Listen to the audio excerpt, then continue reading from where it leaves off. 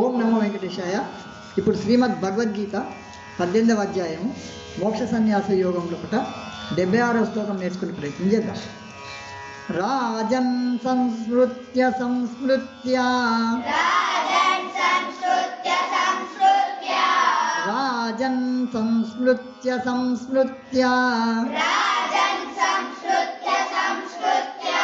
రాజన్ సంస్మృత్య సంస్మృత్య సంవాదం ఇమమద్భుతం సంవాదం ఇమమద్భుతం సంవాదం ఇమమద్భుతం కేశవార్జునయోః పుణ్యం కేశవార్జునయోః పుణ్యం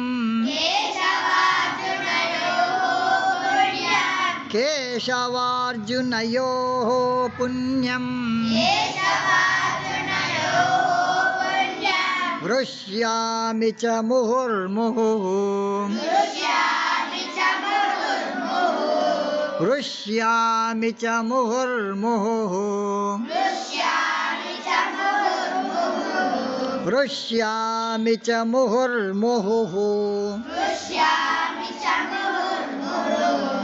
రాజన్ సంస్మృత్య సంస్మృత్య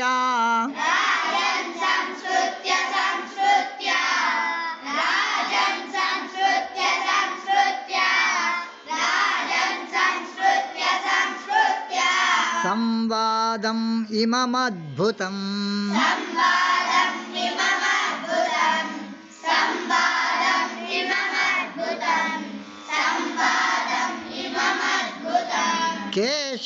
కేశవార్జునయోః పుణ్యం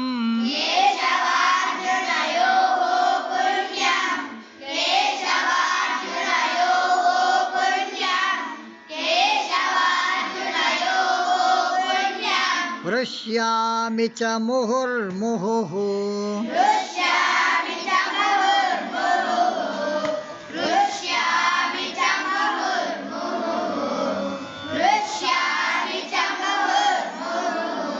రాజన్ సంస్మృత్య సంస్మృత్య సంవాదం ఇమమద్భుతం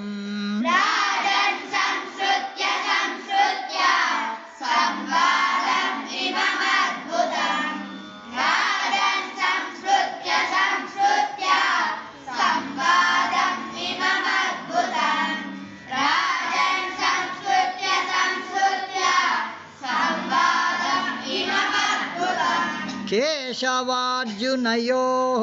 పుణ్యం వృష్యామి చ ముహుర్ముహుః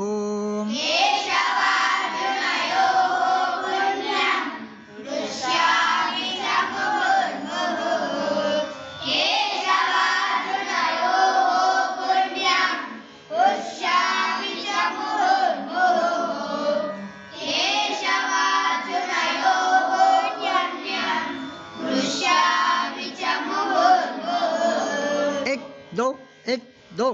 राजन् संस्मृत्य संस्मृत्य संवादम् इममद्भुतं केशवार्जुनयोः पुण्यं वृष्यामि च मुहुर्मुहुः एक दो राजन् संस्मृत्य संस्मृत्य संवादम् इममद्भुतं केशवार्जुनयोः पुण्यं वृष्यामि च मुहुर्मुहुः एक दो राजन् संस्मृत्य संस्मृत्य